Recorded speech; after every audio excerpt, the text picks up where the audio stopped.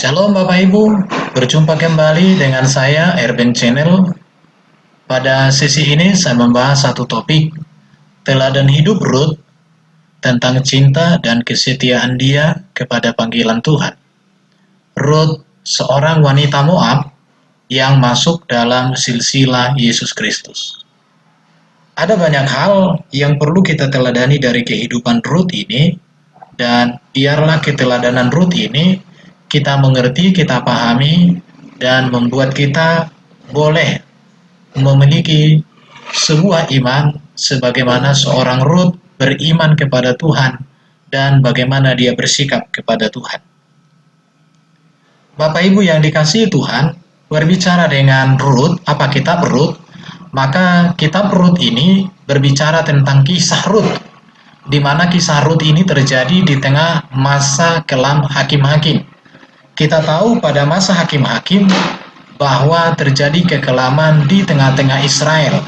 Tetapi kisah Rut ini berada di tengah-tengah kisah yang kelam, di mana kisah Rut ini tentang iman, tentang pengharapan, tentang bagaimana dia mencintai Tuhan, bagaimana dia setia kepada Tuhan. Dalam kisah, di dalam kitab Rut ini, dalam kisah ini terlihat dengan jelas bagaimana Tuhan memelihara Naomi, Rut, dan juga Boas. Karena Rut, Naomi, dan Boas merupakan tokoh sentral di dalam kisah tentang Rut. Luar biasanya, kitab Rut ini diambil dari nama Rut sebagai peran dan tokoh utama, walaupun dia sebagai seorang Moab, tetapi namanya sendiri dipakai menjadi nama kitab Rut, di mana kitab Rut ini adalah kitab orang Yahudi. Dalam kitab Rut ini juga kita temukan nama Daud pertama kali dituliskan dalam Alkitab, sebagaimana tertulis dalam Rut pasal 4 ayat 17. Jadi di dalam kitab Perjanjian Lama, nama seorang Raja Daud, raja yang sangat dihormati, yang terkenal, yang luar biasa di tengah Israel, namanya pertama kali disebutkan di dalam kitab Rut. Kitab Rut ini diawali dengan pemakaman dan diakhiri dengan perkawinan. Kita tahu di dalam pasal 1 kitab Rut ini bahwa ada cerita tentang kematian daripada suami Naomi, bahkan juga cerita tentang kematian kedua anaknya, tetapi diakhiri dengan kisah sebuah perkawinan yang luar biasa. Dan dari hasil perkawinan inilah disebutkan menjadi nenek moyang daripada Raja Daud, bahkan kemudian menjadi nenek moyang dari Yesus Kristus ketika hadir sebagai manusia. Kalau kita mempelajari kitab Rut, maka kitab Rut ini ada 4 pasal, dan 4 pasal ini dapat disebut sebagai 4 babak dalam sebuah drama. Pasal pertama itu berbicara tentang kesedihan. Mengapa disebut kesedihan? Karena di dalam pasal pertama ini kita menemukan bahwa terjadi berita duka di mana suami dan kedua anak Naomi meninggal dunia, bahkan juga Orpa, saudara ipar dari Rut atau menantu dari Naomi, kemudian meninggalkan mereka. Bapak Ibu yang dikasihi Tuhan, di dalam pasal 2 ini berbicara tentang kerja keras. Bagaimana Rut bekerja keras untuk mencukupi kehidupan dia dan kehidupan mertuanya. Benar-benar dia menjadi seorang menantu yang luar biasa, walaupun dia seorang janda, tetapi dia benar-benar bekerja untuk kehidupannya. Dia tidak bergantung kepada belas kasihan orang, tetapi dia benar-benar memang bekerja, dan di dalam bekerja itu dia mendasarkan seluruh keputusannya kepada kehendak Tuhan. Dalam pasal 3 ini berbicara tentang kepercayaan Rut. Bagaimana kepercayaan Rut dan Naomi kepada firman Tuhan tentang penebusan, dan inilah keyakinan mereka bahwa Tuhan pasti menolong, Tuhan pasti membuka jalan untuk mereka. Jadi pasal 1 berbicara pasal 2 berbicara kerja keras, pasal 3 berbicara tentang kepercayaan, dan pasal 4 ini berbicara tentang kemenangan. Mengapa kemenangan? Karena Rut seorang wanita Moab, kemudian dia menjadi seorang janda, tetapi kemudian dia menjadi seorang istri yang luar biasa dan melahirkan keturunan Raja Daud, raja yang paling besar di Israel. Bahkan kemudian Rut ini masuk dalam silsilah Yesus, Sang Juru Selamat kita.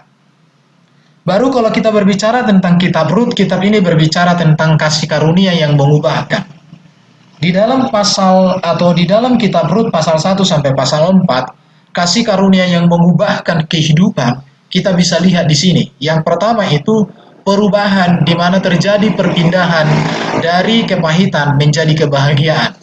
Kepahitan yang terjadi di sini ketika suami, anak-anak, bahkan menantu meninggalkan, kemudian berakhir dengan kebahagiaan. Baru perpindahan dari kesepian menjadi kasih. Kita tahu bahwa Ruth dan Naomi mengalami kesepian, tetapi diakhiri dengan sebuah kasih. Kasih karunia Tuhan membuat keadaan yang pahit, membuat keadaan yang sepi, menjadi keadaan yang berbahagia, yang penuh kasih, penuh pengharapan. Itulah sebagai pendahuluan di dalam kita belajar tentang kitab Rut ini. Tetapi yang mau saya bahas, mau saya sampaikan kepada kita semua melalui materi tentang Rut ini adalah kita perlu belajar tentang bagaimana kehidupan seorang Rut. Kehidupan Rut yang menjadi teladan bagi kita yang pertama adalah Rut mengenal Tuhan dengan benar.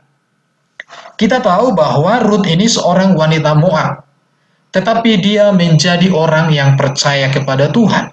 Bahkan imannya menjadi iman yang luar biasa. Dalam Ulangan pasal 23 ayat 3 sangat jelas dikatakan bahwa Moab tidak boleh masuk jemaat Tuhan. Bahkan keturunan yang ke-10, bahkan sampai selama-lamanya mereka tidak boleh masuk jemaat Tuhan. Tetapi luar biasanya seorang Rut, wanita Moab yang secara hukum Taurat tidak boleh masuk jemaat Tuhan, tetapi karena imannya yang luar biasa, karena imannya yang benar-benar mengenal Tuhan dan mengalami kasih Tuhan dalam hidupnya, maka dia bukan hanya masuk dalam jemaat Tuhan, tetapi dia menjadi nenek moyang daripada Raja Daud, nenek moyang daripada Yesus sendiri ketika Yesus hadir sebagai manusia. Sungguh sangat luar biasa. Kita tahu bahwa Rut di dalam perjalanan hidupnya, bagaimana bagaimana mereka ditinggal mati oleh mertuanya, bagaimana dia ditinggal mati oleh mertuanya, kemudian ditinggal mati oleh suaminya, bahkan juga ditinggal mati oleh adik iparnya atau adik dari suaminya, kemudian iparnya sendiri yaitu Orpa juga meninggalkannya. Tetapi hal ini tidak menyurutkan kecintaan dia kepada Tuhan yang dibuktikan dengan kecintaannya kepada mertuanya Naomi. Jadi kita melihat bahwa iman seorang Rut, pengenalan Rut kepada Tuhan, benar-benar pengenalan yang luar biasa. Bahwa dia mengasihi Tuhan lebih dari hal apapun yang ada dalam dirinya sendiri. Dia mengasihi Tuhan lebih daripada suaminya. Dia mengasihi Tuhan lebih dari hal apapun. Jadi apa yang dikerjakan oleh seorang Rut ini sungguh menjadi teladan bagi kita. Kita teringat dengan apa yang dikatakan oleh Yesus. Barang siapa tidak mengasihi aku lebih daripada keluarganya, saudaranya, ia tidak layak bagiku. Di sini Rut membuktikan bahwa kasihnya benar-benar luar biasa, benar-benar sungguh-sungguh dia mencintai Tuhan, dia mengasihi Tuhan dengan sungguh-sungguh. Bahkan kalau kita berbicara tentang keadaan Rut diberikan kesempatan atau memiliki kesempatan yang luas untuk dia bisa meninggalkan Tuhan dan meninggalkan Naomi juga. Bahkan Naomi sendiri mempersilahkan dia untuk pulang. Dalam pasal 1 ayat 8 sampai 15 dikatakan, "Pergilah, pulanglah masing-masing ke rumah ibunya. Telah pulang iparmu itu kepada bangsanya dan kepada Allahnya. Pulanglah mengikuti iparmu itu." Jadi sebenarnya Naomi mempersilahkan mereka untuk kembali kepada Allah mereka, kembali kepada berhala-berhala mereka, kembali kepada keluarga-keluarga mereka. Dan Orpa sudah kembali, tetapi Rut tidak kembali. Dia tetap setia kepada Tuhan. Jadi karena dia benar-benar mengalami Tuhan, mengasihi Tuhan, mengenal Tuhan, maka dia tidak pernah meninggalkan Tuhan dan tidak pernah mengganti Tuhan dengan hal apapun di dalam kehidupannya. Kalau kita melihat tentang bagaimana seorang Rut mengenal Tuhan, maka kita bisa membaca bagaimana pengakuan iman seorang Rut di dalam pasal 1 ayat 16 sampai 17. Dikatakan demikian, "Janganlah desak aku meninggalkan engkau dan pulang dengan tidak mengikut engkau. Sebab kemana engkau pergi, ke situ jugalah aku pergi. Dan di mana engkau bermalam, di situ jugalah aku bermalam. Bangsamu lah bangsaku dan Allahmu lah Allahku.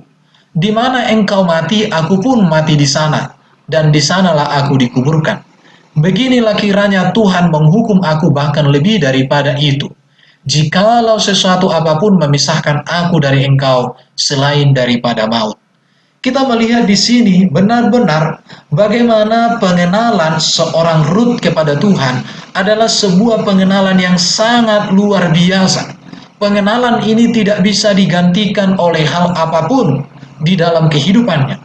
Oleh karena itu, maka teladan iman dari seorang Rut adalah bahwa dia benar-benar mengenal dan mengalami bagaimana besar kasih Tuhan, betapa Tuhan itu lebih berharga, lebih bernilai dari hal apapun yang diinginkannya. Maka dia katakan, kemana engkau pergi, ke situ aku pergi. Karena dia mengalami kasih Tuhan, mengenal Tuhan melalui pernikahannya kepada anak daripada Naomi. Di mana engkau bermalam, di situ jugalah aku bermalam. Bangsamu lah bangsaku, Allahmu lah Allahku. Sangat luar biasa pengakuan ini. Dia mau meninggalkan bangsanya demi bangsa umat pilihan Tuhan. Dia mau meninggalkan Allahnya demi Allah yang hidup, Allah Abraham, Ishak dan Yakub, Allah Israel. Di mana engkau mati, aku pun mati di sana, dan di sanalah aku dikuburkan. Tidak ada yang bisa memisahkan aku daripada engkau selain daripada maut. Jadi dari sini kita perlu belajar bagaimana pengenalan seorang Rut kepada Tuhan. Maka saya katakan pernyataan iman Rut adalah sebuah iman yang luar biasa. Dan kita pun harus meneladani kehidupan seorang Rut yang benar-benar mengenal Tuhan secara pribadi itu. Oke, sekarang kita masuk kepada bagian yang kedua, teladan hidup daripada seorang Rut. Teladan yang kedua yang bisa kita lihat dari kehidupan Rut adalah dia mendasarkan segala keputusan berdasarkan firman Tuhan. Ada beberapa keputusan yang dilakukan oleh Rut, dan semua keputusan itu dia lakukan berdasarkan firman Tuhan. Yang pertama kita lihat, ketika ia memetik bulir gandum di ladang Boas, dia melakukan itu atas dasar firman Tuhan. Imamat pasal 19 ayat 9 sampai 10 dikatakan di sana, pada waktu kamu menuai hasil tanahmu, janganlah kau sabit ladangmu habis-habis sampai ke tepinya, dan janganlah kau pungut apa yang ketinggalan dari penuaianmu. Juga sisa-sisa buah anggurmu janganlah kau petik untuk kedua kalinya, dan buah yang berjatuhan di kebun anggurmu janganlah kau pungut. Tetapi semuanya itu haruslah kau tinggalkan bagi orang miskin dan orang asing. Akulah Tuhan Allahmu. Jadi di sini kita melihat bahwa Rut mendasarkan segala keputusannya berdasarkan firman Tuhan. Jadi firman Tuhan di dalam Imamat pasal 19 ayat 9 sampai 10 dipraktekkan oleh Rut, dan inilah menjadi dasar untuk dia melakukan, untuk dia boleh memungut atau memetik bulir gandum di ladang daripada Boas. Bapak Ibu yang dikasihi Tuhan, dia seorang asing, tetapi dia mengerti firman Tuhan dan dia melakukan firman Tuhan. Dia seorang Moab yang selama ini tidak pernah mengerti, sebelumnya tidak pernah mengerti firman Tuhan. Tetapi begitu dia mengerti dan mengenal Tuhan, maka dia menghidupi firman Tuhan itu, dia lakukan firman Tuhan itu, dia taati untuk kehidupannya. Ini berbicara tentang makan dan minum. Jadi Rut ini mencari kebutuhan makan dan minum sesuai dengan firman Tuhan. Artinya kita pun ketika kita mencari makan dan minum kita, maka kita harus melakukan sesuai dengan firman Tuhan. Jangan kita melakukan sesuatu hal untuk kebutuhan kita dengan melanggar atau menentang firman Tuhan. Rut di sini memenuhi kebutuhan hidupnya dilakukan berdasarkan firman Tuhan. Yang kedua, kita bisa lihat bagaimana teladan hidup daripada seorang Rut di sini. Dikatakan bahwa ia percaya kepada pemeliharaan Tuhan kepada janda-janda. Sebagaimana tertulis dalam Keluaran 22 ayat 22 dikatakan, janganlah kau tindas dan kau tekan seorang asing, sebab kamu pun dahulu orang asing di tanah Mesir. Seorang janda atau anak yatim janganlah kamu tindas. Artinya di sini seorang Rut, dia mengerti bahwa dia memang berasal dari bangsa asing karena dia seorang Moab. Tetapi dia juga menyadari bahwa dia seorang janda. Tetapi dia tahu firman Tuhan di dalam Keluaran 22 dan Ulangan 10 ayat 18 bahwa Tuhan memelihara orang asing, bahkan Tuhan memelihara para janda. Artinya dia mengenal Tuhan Allah Israel adalah Tuhan yang penuh kasih. Jadi memang seorang Rut ini selain apa? Dia benar-benar mengenal firman. dan dia berdasarkan seluruh hidupnya kepada firman, baik untuk kehidupannya secara jasmani, bahkan juga untuk kebutuhan secara batin, bahkan untuk kerohaniannya, semua dia dasarkan kepada firman Tuhan. Ini teladan yang luar biasa dari seorang Rut yang perlu kita teladani. Yang berikut kita lihat teladan Rut itu di mana dia mendasarkan segala keputusannya berdasarkan firman Tuhan. Yang ketiga, saat dia mencari pasangan hidup, ia mendasarkan keputusannya juga kepada firman Tuhan. Dikatakan dalam Imamat 25, 23 sampai 55, Bapak Ibu bisa baca, di sana dituliskan tentang hukum kerabat penebus, di mana si penebus itu merupakan kerabat dekat yang bisa menebus dan bersedia menebus. Jadi dia tahu firman Tuhan ini, dan dia melakukan firman Tuhan ini untuk dirinya. Ketika dia hendak mencari pasangan hidup atau mencari suami, atau dia hendak mengakhiri masa jandanya, maka dia melakukan segala sesuatu itu berdasarkan firman Tuhan. Maka firman Tuhan luar biasa ketika dilakukan. Maka dia didapatkan oleh seorang Boas yang kemudian menjadi nenek moyang Raja Daud, kemudian dia sendiri pun masuk di dalam silsilah Yesus Kristus Sang Juru Selamat. Jadi kita melihat bahwa Rut percaya kepada hukum Taurat dan mengambil keputusan baik untuk kehidupan makan dan minum, baik juga tentang statusnya bagaimana dia sebagai seorang janda, bahkan juga tentang bagaimana dia menentukan masa depannya, semua didasarkan kepada firman Tuhan. Jadi dari sini kita perlu belajar bahwa ketika kita mendasarkan segala keputusan kita, segala kehendak kita, segala rencana kita berdasarkan kepada firman Tuhan, maka firman Tuhan itu akan berkuasa dan akan digenapi, akan terjadi dalam hidup kita, maka akhir dari segalanya akan menjadi indah. Ini teladan yang kedua yang bisa kita lihat dari Rut, mendasarkan segala keputusan berdasarkan firman Tuhan. Puji nama Tuhan. Yang ketiga yang perlu kita pelajari atau yang menjadi teladan dari seorang Rut adalah dia seorang wanita yang bekerja keras. Dia seorang pekerja keras. Di dalam pasal 2 ayat 7 dikatakan, begitulah ia datang dan terus sibuk dari pagi sampai sekarang, dan seketika pun ia tidak berhenti. Dalam pasal 2 ayat 17 sampai 18, ia memungut di ladang sampai petang, lalu ia mengirik yang dipungutnya itu, dan ada kira-kira seepa jelai banyaknya. Diangkatnya lah itu, lalu masuklah ia ke kota. Kita melihat di sini teladan hidup seorang Rut, seorang pekerja keras. Dia seorang janda yang berjuang untuk kehidupannya dan untuk kehidupan mertuanya. Dia bekerja keras, dia tidak mengemis, dia tidak meminta-minta, tetapi dia bekerja keras. Bahkan dikatakan mulai dari pagi sampai petang ia sibuk memungut jelai di ladang untuk kehidupannya. Bapak Ibu yang dikasihi Tuhan, maka saya katakan orang yang percaya kepada Tuhan, orang yang mengenal Tuhan adalah orang yang bekerja keras. Jadi iman itu dinyatakan dengan perbuatan. Jadi saya katakan Rut ini seorang yang orait labora, berdoa dan bekerja. Bahkan segala pekerjaannya didasarkan kepada doa, kebenaran. Jadi seorang Rut ini mengajarkan kita tentang kerja keras. Dia seorang janda, tidak mengharapkan supaya ada orang berbelas kasihan, membantu, memberikan dukungan dan lain sebagainya. Tetapi dia bekerja. Dia meyakini bahwa Tuhan memberkati apa yang dikerjakan. Dan dia bekerja sesuai dengan firman Tuhan. Jadi teladan hidup seorang Rut ini sangat luar biasa. Seorang pekerja keras. Maka saya katakan orang yang bekerja keras diberkati Tuhan. Tetapi bekerja keras tanpa Tuhan itu sia-sia. Tapi Rut mengenal Tuhan, mendasarkan hidup pada firman Tuhan, dan dia kerja keras. Artinya berdoa dan bekerja itu moto kehidupannya. Jadi sangat luar biasa seorang Rut ini.